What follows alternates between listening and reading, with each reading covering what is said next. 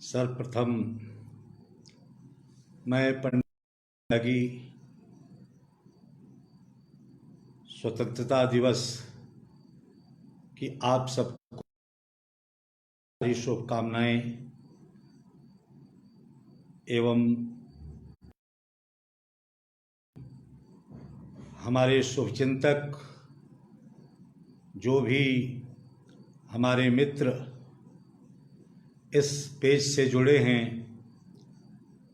मैं उन्हें हार्दिक बधाई देता हूं, उनका आभार मानता हूं, उनका कृतज्ञ हूं। आप लोग धीरे धीरे जुड़ रहे हैं। पंकज सिद्धार्थ जो स्वयं में एक बहुत अच्छे रचनाकार हैं, वह यह कार्यक्रम चला रहे हैं। मैं उनका बहुत आभारी हूँ, कृतज्ञ हूँ कि उन्होंने मुझे अपने पेज पर आमंत्रित किया। अब 74वें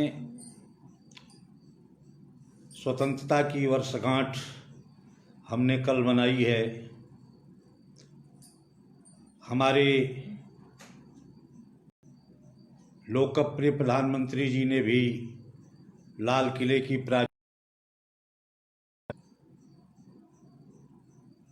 इशारे में देश के शत्रुओं को सचेत कर दिया है।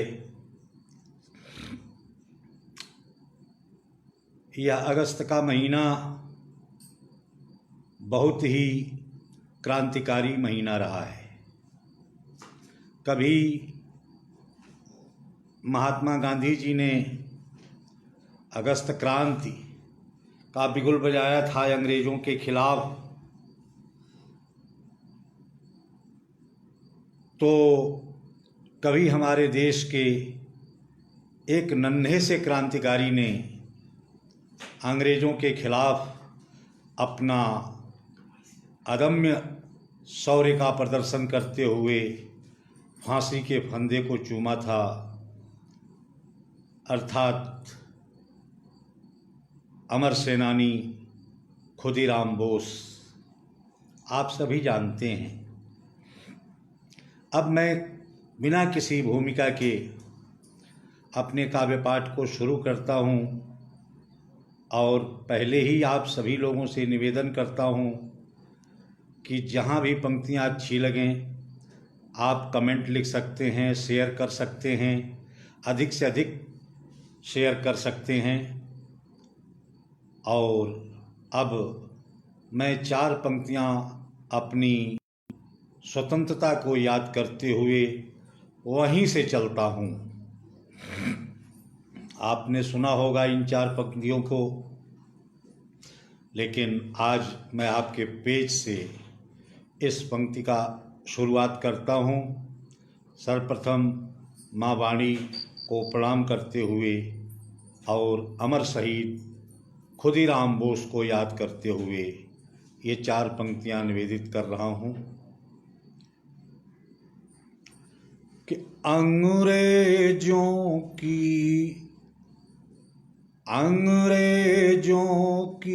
हर मनमानी याद करो, अंग्रेजों की हर मनमानी याद करो,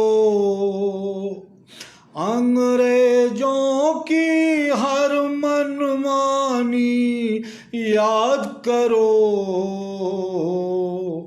भगत सिंह की अमर कहानी याद करो, भगत सिंह की अमर कहानी याद करो। तो जिसने हंसते हंसते खुद को मिटा दिया, हंसते हंसते जिसने खुद को मिटा दिया, खुदीराम की चढ़ी जवानी याद करो, खुदीराम की चढ़ी जवानी याद करो। और 4 पंक्तियां मैं अब आपको ले चलता हूं लद्दाख, जो अभी कुछ दिन पहले टकराव की स्थिति बनी थी हमारे प्रबल शत्रु चाइना के द्वारा, और जिसमें हमारे 20 जवान शहीद हो गए। यहाँ तक कि कमांडिंग अफसर कर्नल संतोष बाबू भी चोटिल हुए और फिर उन्होंने भी अपनी शहादत दी। आपने देखा होगा चैनलों पर, उसके बाद हमारे लोकप्रिय प्रधानमंत्री सैनिकों से मिले थे और सैनिकों से मिलने के साथ साथ होगा कि एक एक जवान को उन्होंने अपने हाथ से मिठाई खिलाई और उन्हें शाबाशी दी। तो सभी जवानों ने मिठाई खाया, लेकिन उसमें एक जवान ऐसा था कि उसने मिठाई खाते हुए सवाल कर दिया कि श्रीमान जी, हम लोग तो यहाँ सीमा की चौकसी में लगे हुए हैं, तन से मन से लगे हुए हैं और दुश्मन को हम किसी भी कीमत पर आगे बढ़ने नहीं देंगे, लेकिन ऐसे माहौल में यहाँ आप क्यों कष्ट किए। मंत्री जी ने जो कहा वो 4 पंक्तियां मैं निवेदित करता हूं। अच्छे अच्छे लोग सुन रहे हैं, कुमार जी, पंकज सिद्धार्थ जी, प्रिंस त्रिपाठी जी, ये सारे लोग जो है जुड़े हुए हैं। मैं 4 पंक्तियां व्यक्त करता हूं जो प्रधानमंत्री जी ने जवाब दिया था। अगर लगे कि नहीं यह जवाब सही है तो आप लोगों का जो है कमेंट्स एवं मेरे प्रति बधाइयाँ आनी चाहिए कि तुम्ही में बसती जान, इसलिए मैं आया, तुम्ही में बसती जान, इसलिए मैं आया, तुम्ही में बसती जान, इसलिए मैं आया, तुम्ही वतन की शान, इसलिए मैं आया, तुम्ही वतन की शान, इसलिए मैं आया।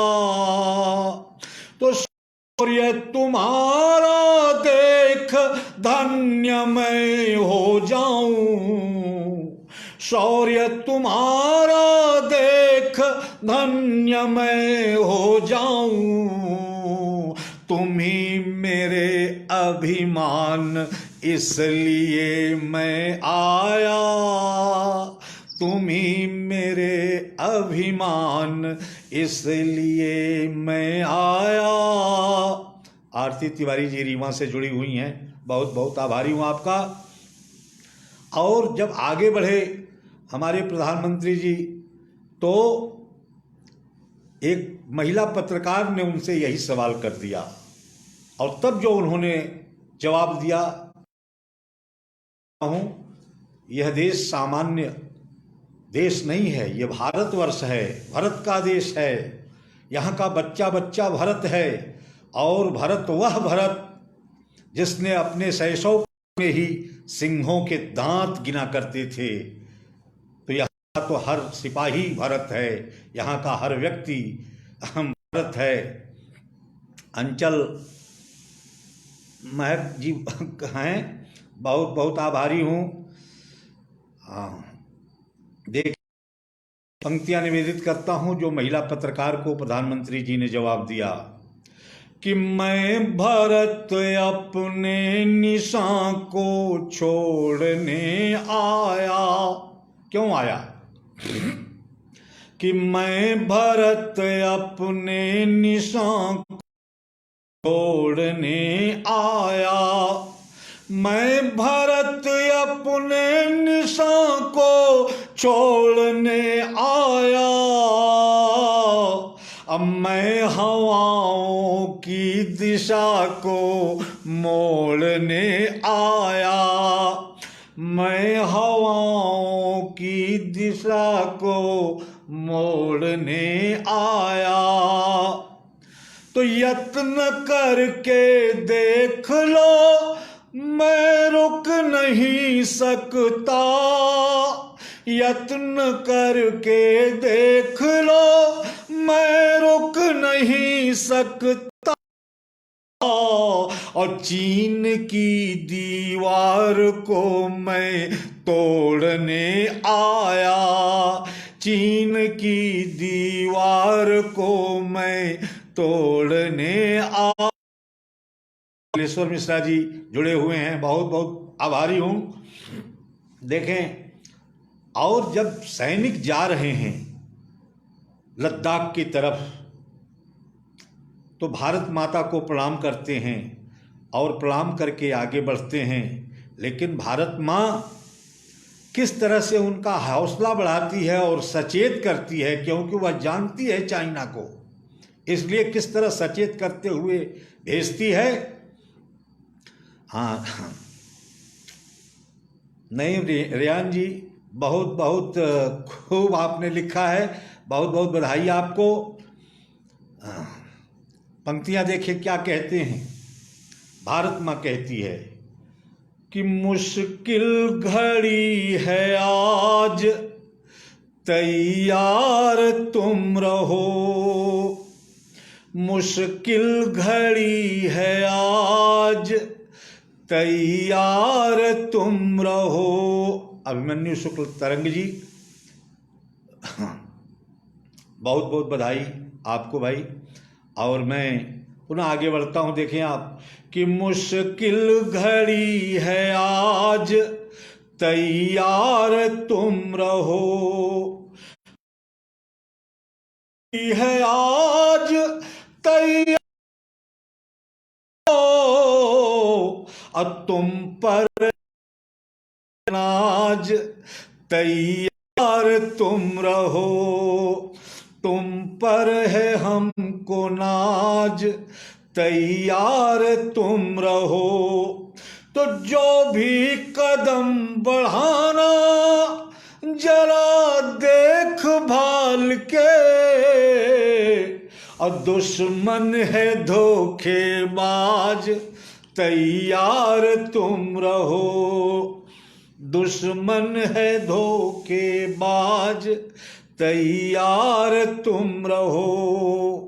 और एक भारत माँ से कुछ वादा करता है, और वादा करता है तो इस वादे की 4 पंक्तियां आप सबको अर्पित करता हूं कि माँ खुश रहो, हम लौट के फिर आएंगे जरूर। माँ खुश रहो, हम लौट के फिर आएंगे जरूर। और खुशियों के गीत साथ में फिर गाएंगे जरूर। खुशियों के गीत साथ में फिर गाएंगे जरूर। तो अरि का घमंड चूर चूर करके हम सभी, अरि का घमंड चूर चूर करके हम सभी। और हिमगिरी पे फिर तिरंगा फहराएंगे जरूर। आशुतोष कुमार यादव जी जुड़े हुए हैं, बहुत बहुत आपका भी अभिनंदन है।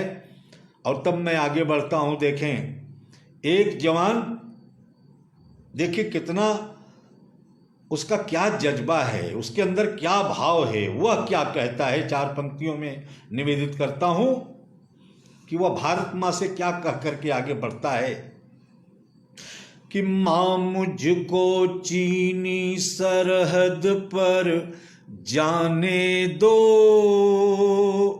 माँ मुझको चीनी सरहद पर।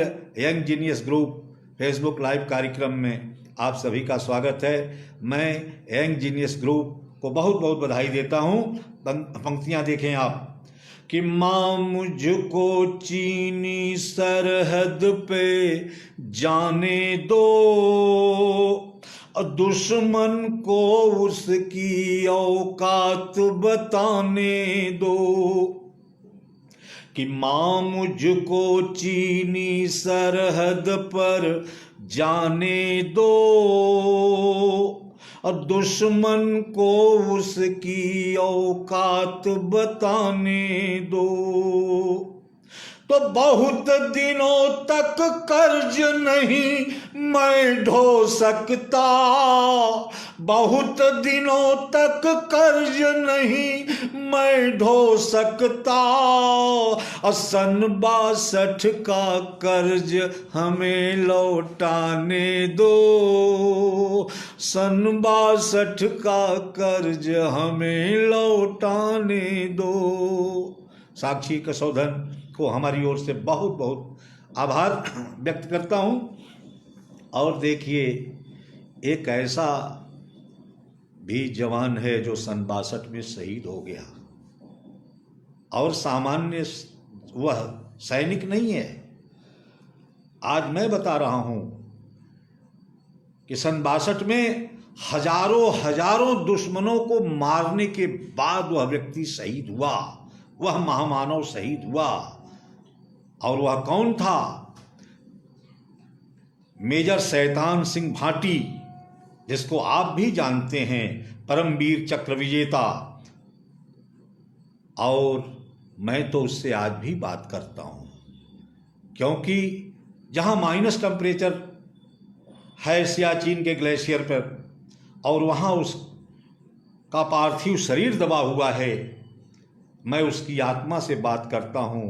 कहता है कि भूषण त्यागी, देश ने बहुत उन्नति की, बहुत ऊपर चढ़ा, लेकिन हमारी बात को आप देश की सरकार से अवश्य जो है बता दें कि हमारी आत्मा क्या चाहती है।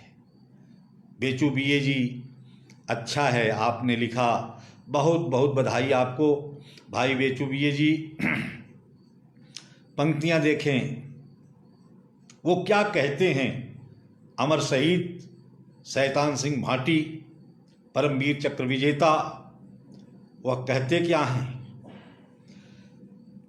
कि ज्यादा चढ़ा है और कुछ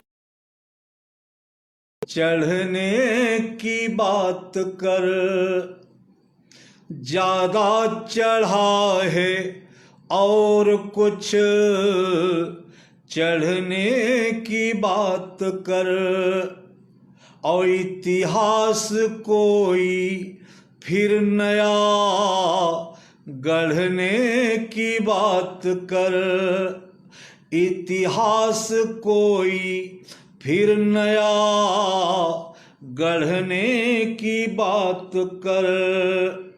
तो बंधक हमारी आत्मा अब तक है चीन में, बंधक हमारी आत्मा अब तक है चीन में, अगर हो सके तो चीन से लड़ने की बात कर, अगर हो सके तो चीन से लड़ने की बात कर।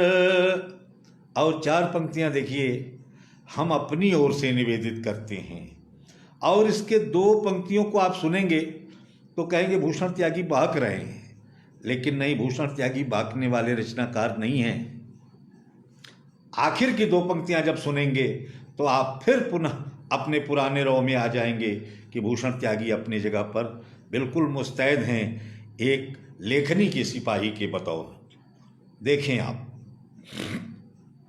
कि किसी को प्यार की शहनाइयाँ बुलाती हैं, किसी को प्यार की शहनाइयाँ बुलाती हैं, और किसी को यार की तन्हाइयाँ बुलाती हैं, किसी को यार की तन्हाइयाँ बुलाती हैं।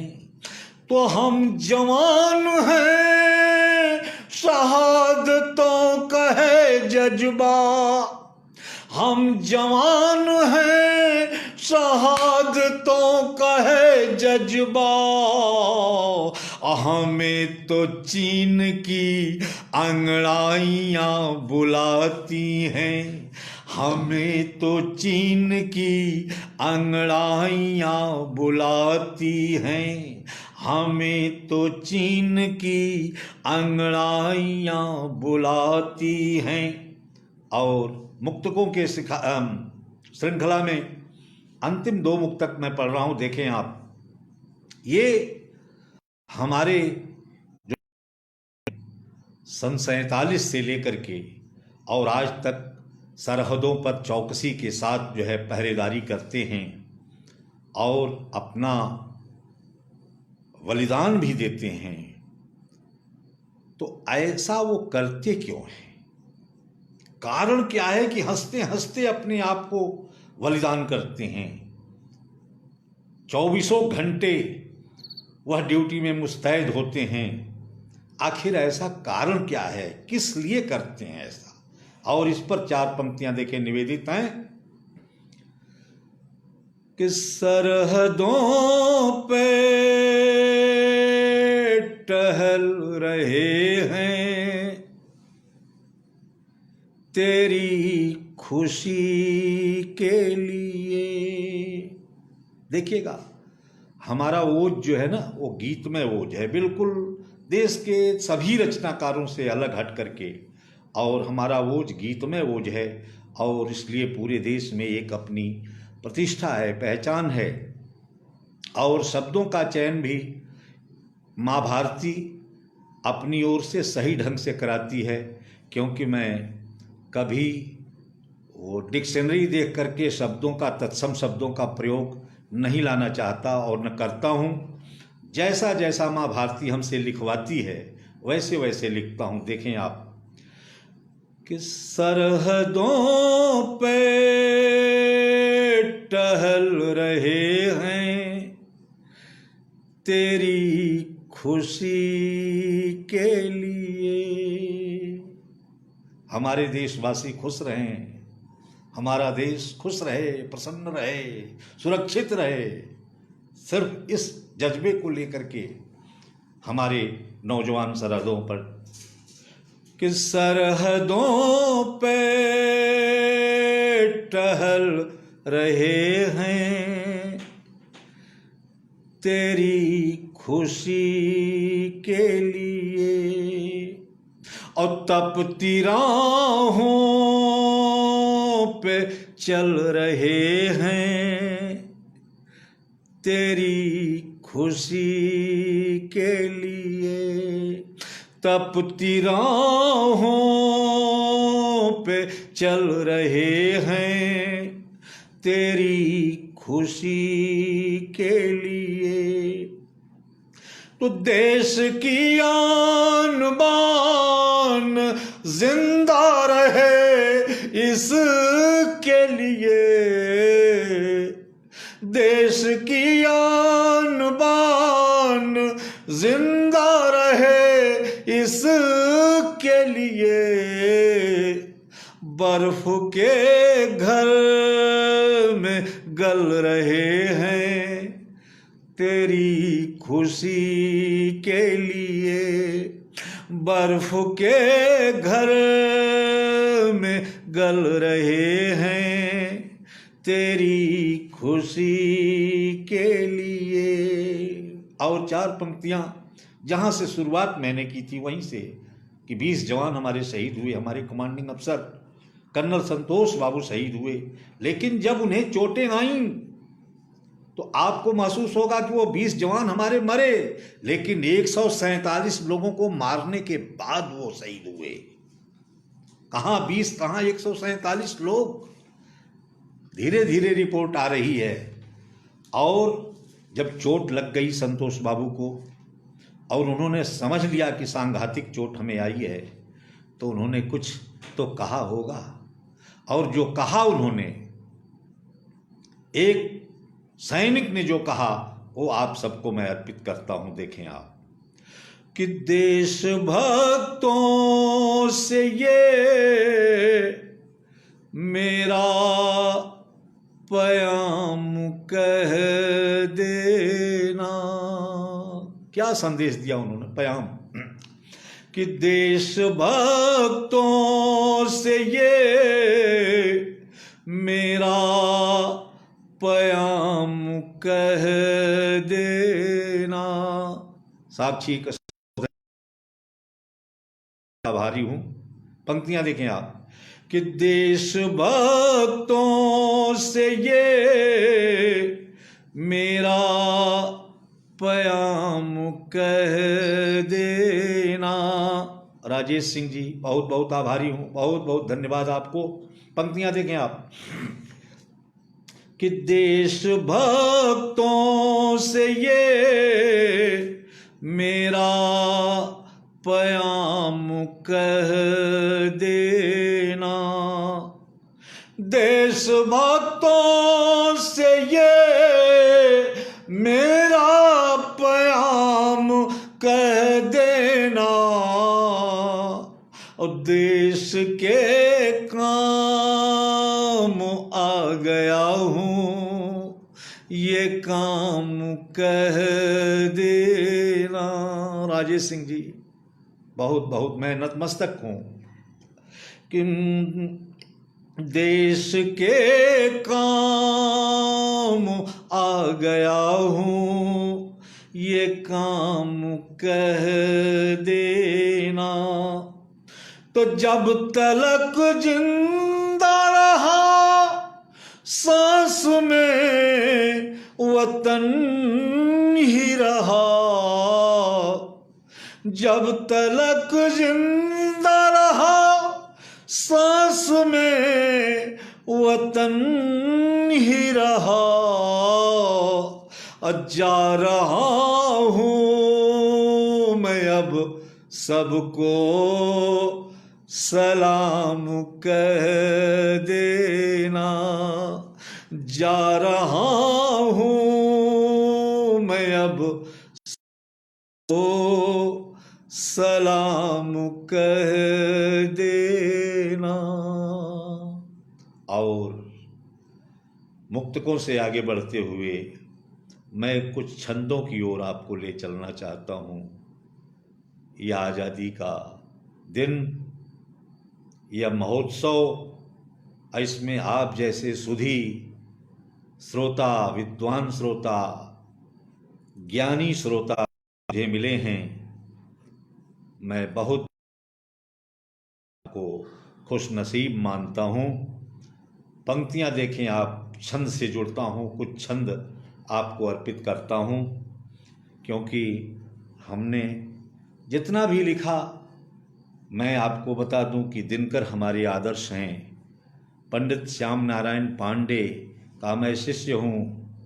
उनके साथ उनके बुढ़ापे में लगभग 10 वर्षों तक उनके साथ रहने का अवसर मिला।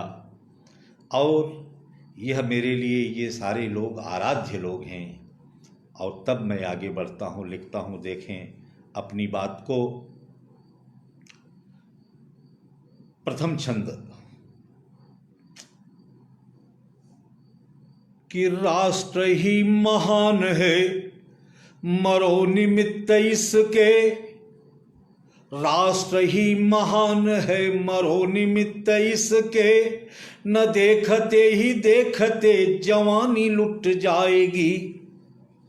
राष्ट्र ही महान है मरो निमित्त इसके, न देखते ही देखते जवानी लुट जाएगी। और जो नहीं हुआ शहीद देश के निमित्त मीत, जिंदगी की उसकी कहानी लुट जाएगी।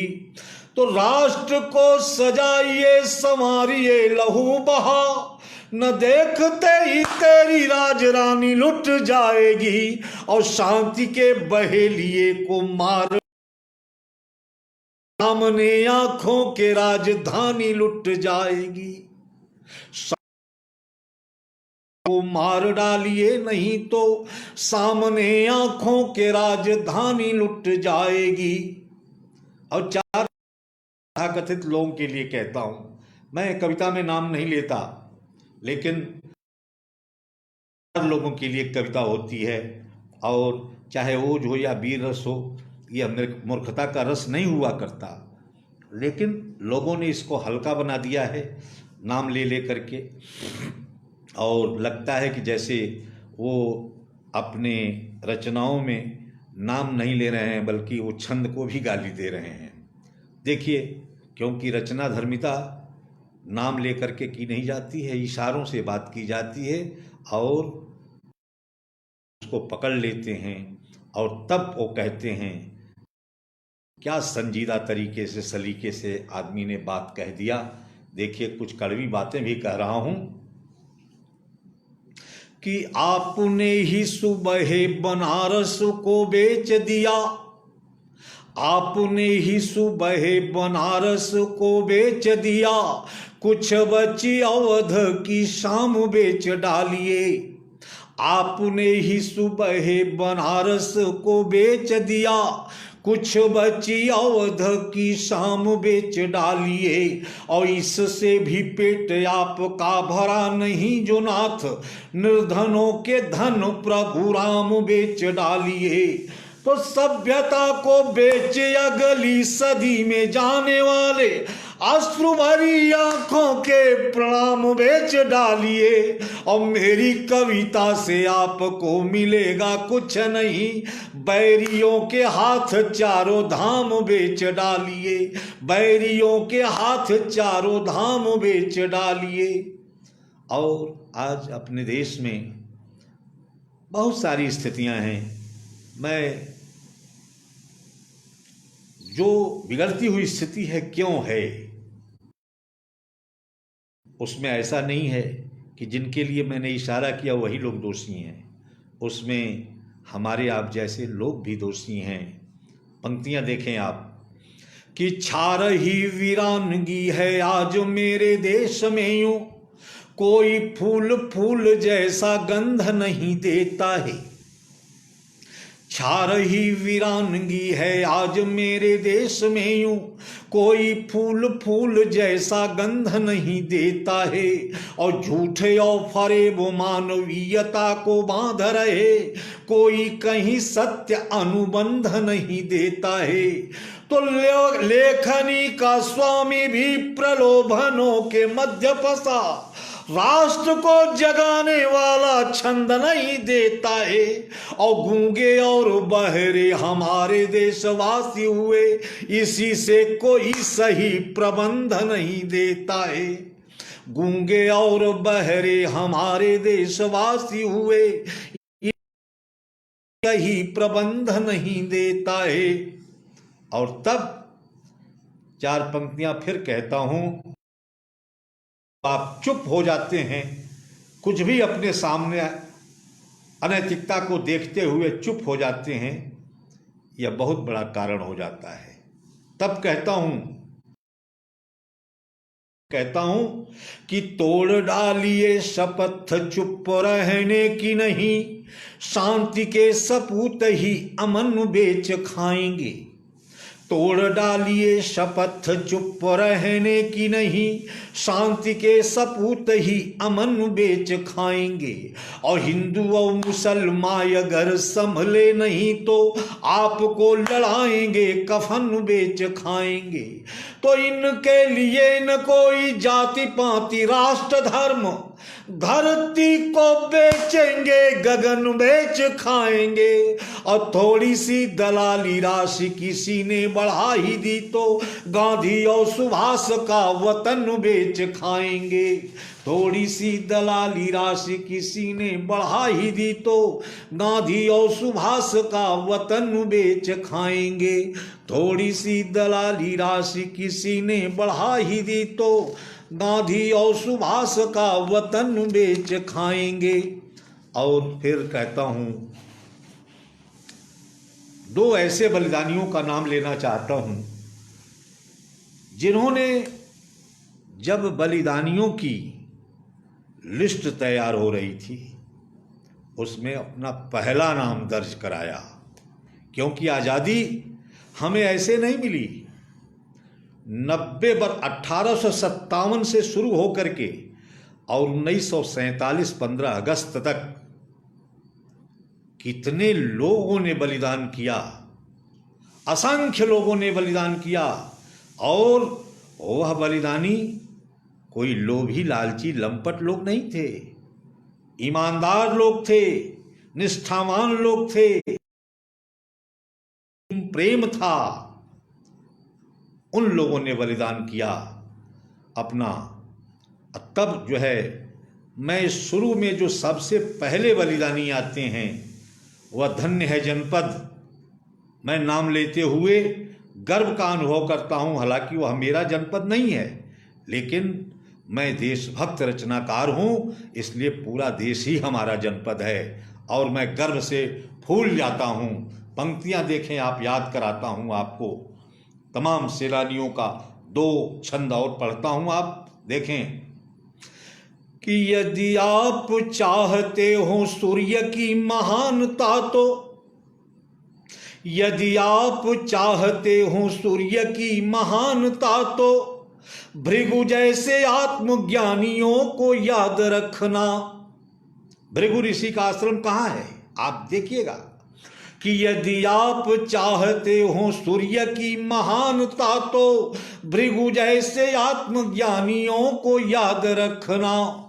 और चाहते हो राष्ट्र का दिया सदा प्रदीप्त रहे, भूलना न कुर्बानियों को याद रखना, भूलना न कुर्बानियों को याद रखना। तो जीना यदि चाहते हो पुण्यान मान संग, राणा जैसे स्वाभिमानियों को याद रखना। और राष्ट्र के स्वतंत्रता की बात जो कहीं चले तो बलिया के बलिदानियों को याद रखना, बलिया के बलिदानियों को याद रखना। और मैं तो रखता हूं, आप रखते हैं कि नहीं रखते हैं। मैं तो उस महान सेनानी के गांव गया हूं, उसकी जन्मभूमि को मैंने मत्था टेका है, वहां हमने कविताएं सुनाई हैं। बलिया जनपद का वह नगवा गांव। पंक्तियां और कहता हूं, देखें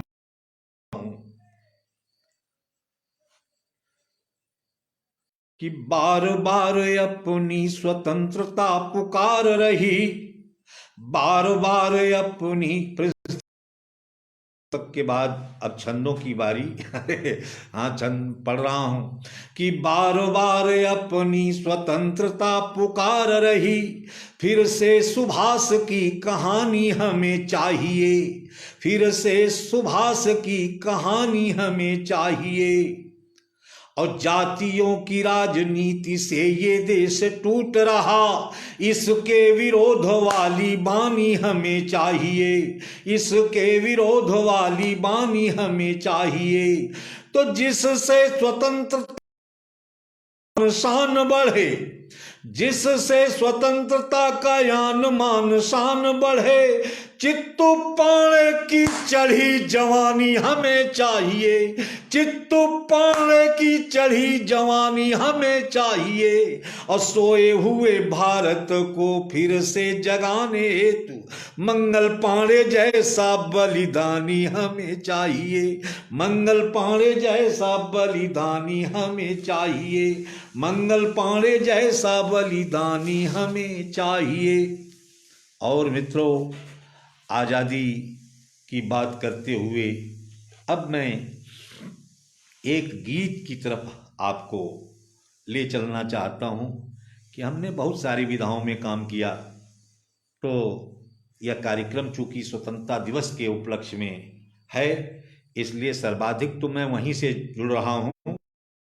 बीच में यह भी आप कह सकते हैं कि विश्राम के तौर पर मैं एक नवगीत आपको सुना रहा हूँ, सच की खातिर, और उससे ये नवगीत मैं आपको सुना रहा हूँ। देखें आप और सुने, थोड़ा सा अपने मस्तिष्क का ज़्यादा प्रयोग करेंगे। वैसे मैं बहुत क्लिष्ट लिखता नहीं, अब भाव एकदम उजागर हो जाता है। आप सुने।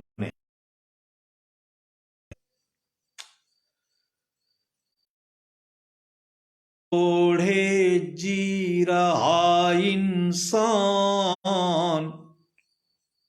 यह गीत सिर्फ मेरा नहीं है, मेरे गांव का नहीं है, हो सकता है ये गीत आपके भी गांव का हो, इसका चरित्र जो है आपके गांव से भी मिलता हो। देखें आप कि जलन ओढ़े जी रहा इंसान, आगे क्या कहूं, जलन ओढ़े जी रहा इंसान, आगे क्या कहूं।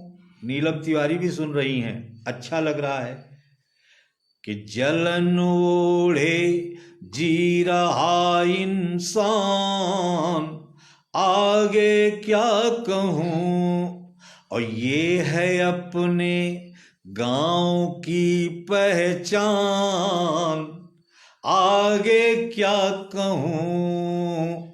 ये है अपने गांव की पहचान, आगे क्या कहूं। अभी गांव आपने देखा है, और जो गांव आज मैं देख रहा हूं उसी की बात कर रहा हूं कि पहले का गांव बहुत खूबसूरत हुआ करता था, लेकिन आज के गांव की स्थिति देखिए कि सच है हम लाचार थे, मजबूर थे, सच है हम थे, मजबूर थे, पर जलन के रोग से तो दूर थे, पर जलन के रोग से तो दूर थे। तो धूल में मिलने लगे अरमान, धूल में मिलने लगे अरमान, आगे क्या कहूँ। ये है अपने गांव की पहचान, आगे क्या कहूँ। अगला बंद देखिए कि फूल रिश्तों के बहुत कुम्हला गए, फूल रिश्तों के बहुत कुम्हला गए। ओ हाय हम कैसी सदी आ गए, हाय हम कैसी सदी में आ गए कि भाई से भाई हुआ अनजान, आगे क्या कहूँ। भाई से भाई हुआ अनजान, आगे क्या कहूँ। और ये है की पहचान, आगे क्या कहूं। और देखिए अंतिम बंद इस नवगीत का कि बहुत ऊंचे लोग, कारण क्या है कि बहुत ऊंचे लोग बौने हो गए, बहुत ऊंचे लोग बौने हो गए, और हम उनके खिलौने हो गए, और हम उनके खिलौने हो गए। तो कान का कच्चा हुआ परधान, आगे क्या कहूं। कान का कच्चा हुआ परधान, अरुणेश विश्वकर्मा जी कि कान का कच्चा हुआ परधान, आगे क्या कहूं, क्या कहूं। और एक रचना पुनः आपको आजादी की तरफ बढ़ते हुए और सुना रहा हूं। देखें, हमारी और आपकी सबकी दो माताएं हैं। जब मैं ऐसा कहता हूं तो अचानक लोग अगल बगल झांकने लगते हैं कि भूषण त्यागी क्या कह दिए। जिसके गर्भ से हम पैदा होते हैं, जन्म लेते हैं, और दूसरी माँ भारत माँ, जहां हम अपने सारे क्रियाकलाप संपादित करते हैं। और इसलिए हमारी दो माताएं हैं, आप सबकी दो माताएं हैं। और इन दो माताओं के बीच में जो सैनिक है, फौजी है, अपनी जन्मदायिनी मां छुट्टी लेकर के घर आया हुआ है देखने, और उसी समय गलवान घाटी का हादसा सामने आ जाता है, और तुरंत उसके यूनिट से कॉल आती है कि तुरंत वापस हो जाओ, अपने यूनिट को रिपोर्ट करो, लद्दाख जाना है। अब जरा आप ध्यान दीजिएगा इस कविता को। एक तरफ जहां माइनस टेम्परेचर डिग्री में वो जवान रहते हैं, सियाचिन की वह ऊंचाई जो हमारे देश का मस्तक है, और उसके नीचे गलवान घाटी लद्दाख की जो उसकी आंखें हैं। और ऐसे में जब अपनी मां के पास वो जाता है और कहता है कि मां, मैं तो आया था तुम्हारी बीमारी में तुमको इलाज कराने के लिए, लेकिन ऐसी ऐसी कॉल मुझे आ गई है। तो इस मां बेटे का देखिए वार्तालाप है इस कविता में, और कुछ नहीं है। और इस देश में नारियों की बहुत गौरवशाली परंपरा रही है, एक से एक माताएं हुई हैं। और देखिए इस मां का हाल, अपनी मां से इस कविता को ध्यान में रखिएगा। और एक तरफ सियाचिन मस्तक और गलवान घाटी उसकी आंख रखिएगा। कहता है कि मां वतन संकट में है कैसे बताऊं। दीपिका जी कह रही हैं जय हिंद, मैं भी जय हिंद का उत्तर जय हिंद से देता हूं। पंक्तियां देखिएगा कि कहता हूं कि मां वतन संकट में है कैसे बताऊं, कि मां वतन संकट में है कैसे बताऊं, अब बिन कहे कुरुक्षेत्र में मैं कैसे जाऊं। कि मां वतन संकट में है कैसे बताऊं, और बिन कहे कुरुक्षेत्र में मैं कैसे जाऊं। छुट्टियों के बीच ही पैगाम आया, मुझको भारत मां ने है वापस बुलाया। और यहां पर ममता तुम्हारी रोकती है, और वहां उसकी आंख मुझको ढूंढती है। वहां उस अब मैं इसी उलझन में हूं, किसको हंसाऊं। तेरे वहां जाऊं तो हंस के माता ने कहा सुत इधर आओ। देखिए जन्मदायिनी मां कि हंस के माता ने कहा, सुत इधर आओ, अपने माथे को जरा नीचे झुकाओ, पुत्र तेरे शीश को फिर चूम लूं मैं, तेरा बचपन याद कर फिर झूम लूं मैं, पास आ जा याद तुझको प्यार कर लूं, और बचपन की तरह तू रूठ जा मनुहार कर लूं। अरे सच है बूढ़ी देह का तू ही सहारा, और सच है जर्जर नाव का तू ही किनारा, मगर तुझको रोक कर मैं क्या करूंगी, और किस तरह भारत का कर्जा मैं भरूंगी। इसलिए है पुत्र जाओ उम्र की कुछ भीख लेकर, और फिर मिलूं या ना मिलूं अंतिम हमारी सीख लेकर, कि मेरे बेटे किसी भय से,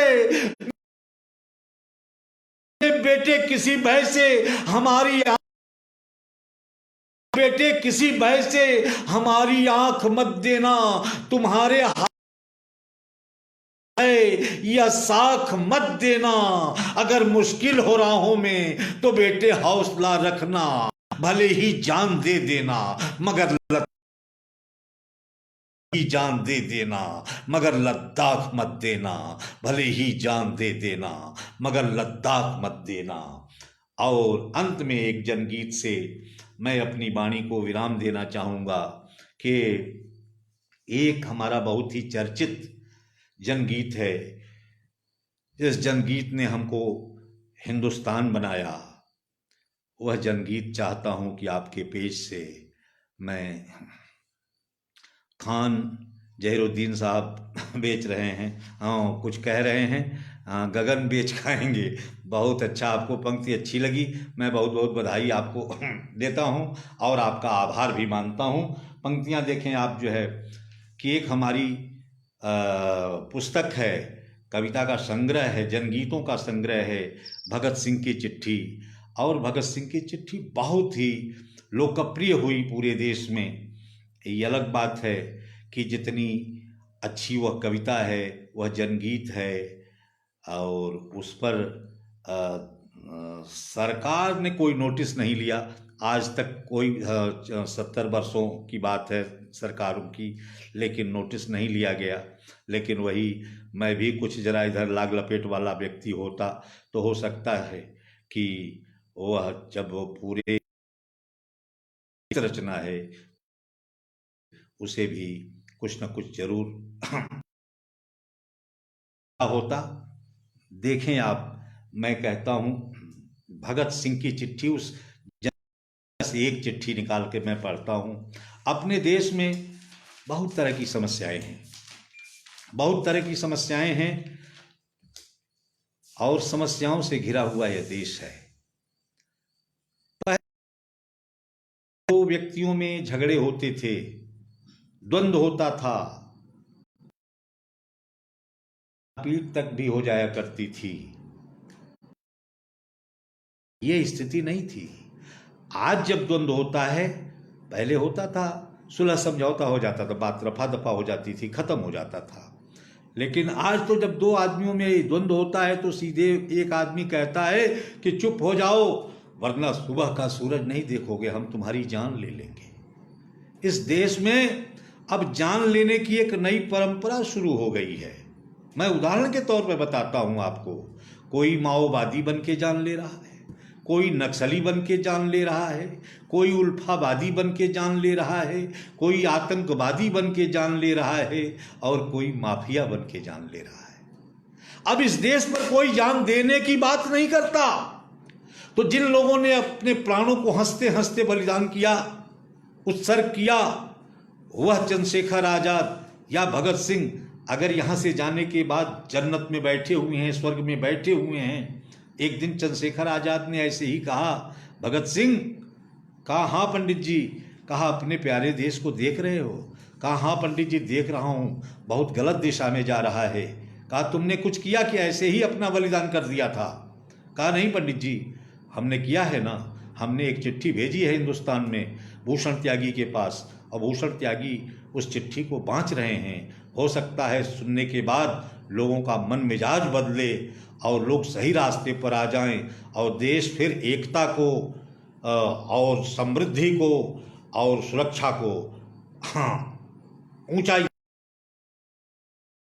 तो देखिए, मैं कुछ नहीं कह रहा, भगत सिंह कहते हैं। और मैं पात्र को जरूर उठाता हूँ, लेकिन पात्र का इतिहास वर्णन मैं नहीं करता। पात्र को आज के संदर्भ में मैं उस पात्र से जो कहलवाना चाहता हूँ कह रहा हूँ। देखें हमारा पात्र भगत सिंह क्या कहता है उस चिट्ठी में। जो है चिट्ठी है 4 पैरा की, जैसे पहले चिट्ठियां लिखी जाती थी। तो मैं कहता हूं, और मैं क्या कहता हूं, भगत सिंह कहते हैं। आप सुनिएगा, ध्यान से सुनिएगा। समस्याएं भी दिखाई जाएंगी और समाधान भी दिखाया जाएगा। अब इससे बढ़िया रचना मैं कोई आज तक लिख नहीं पाया।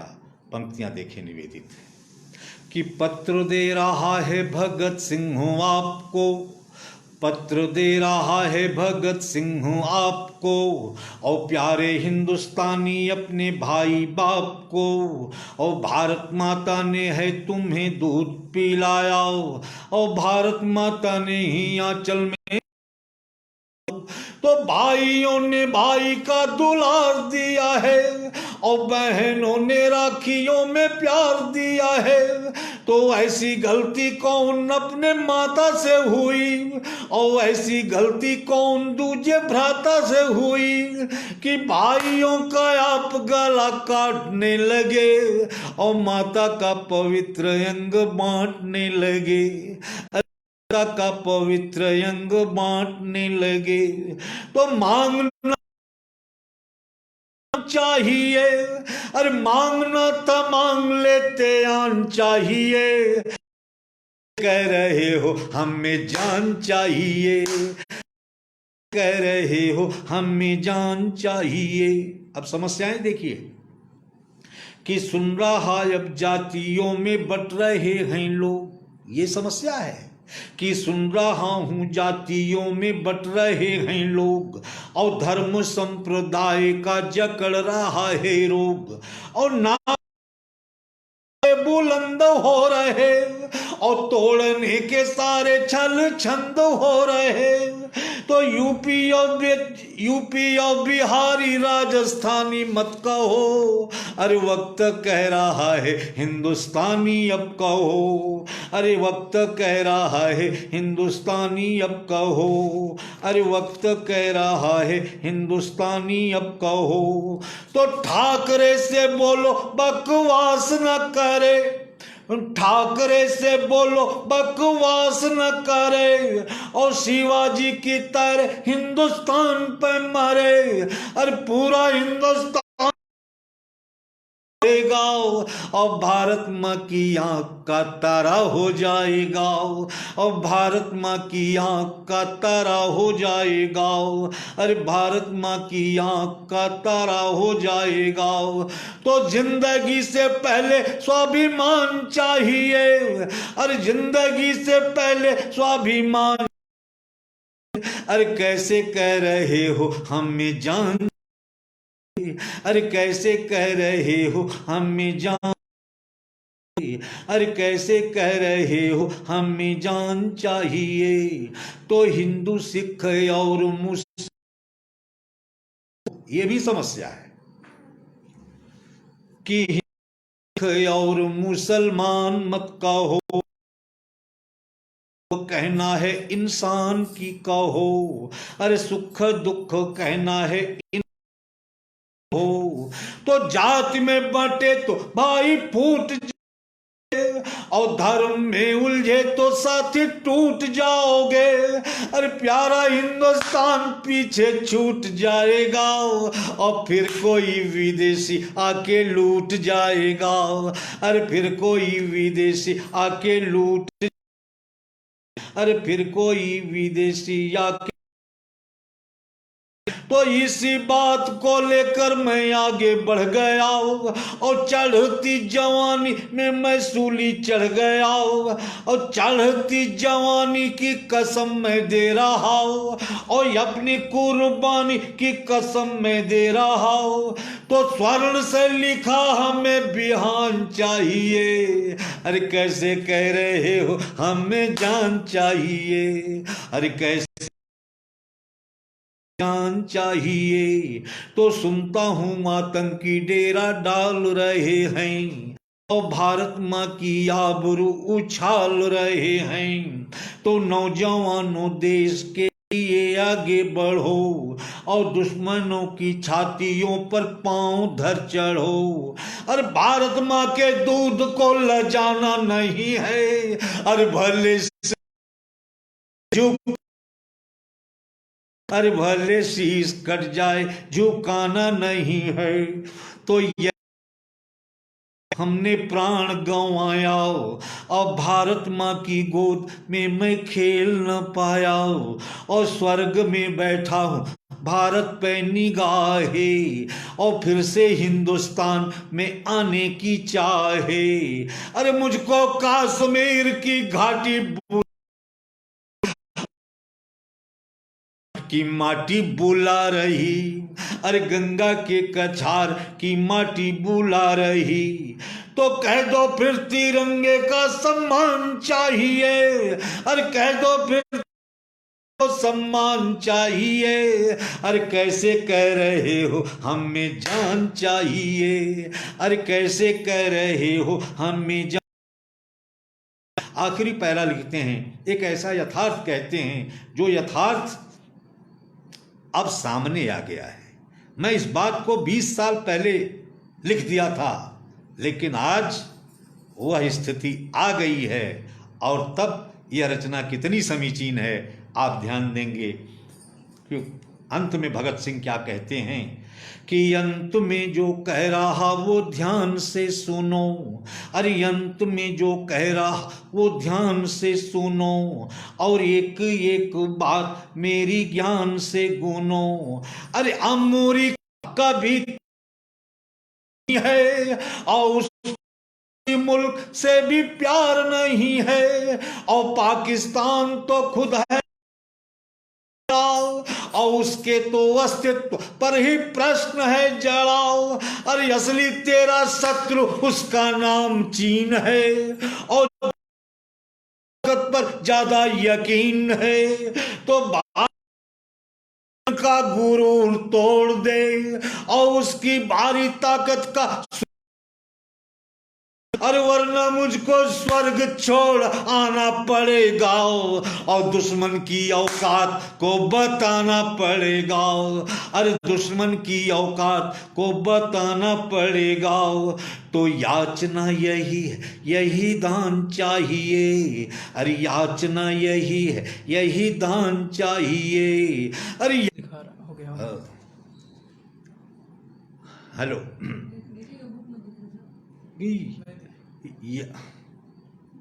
याचना यही है, यही दान चाहिए, अरे याचना यही है, यही दान चाहिए। अरे सोने सा चमकता हिंदुस्तान चाहिए, अरे सोने सा चमकता हिंदुस्तान चाहिए, सा चमकता हिंदुस्तान चाहिए। जय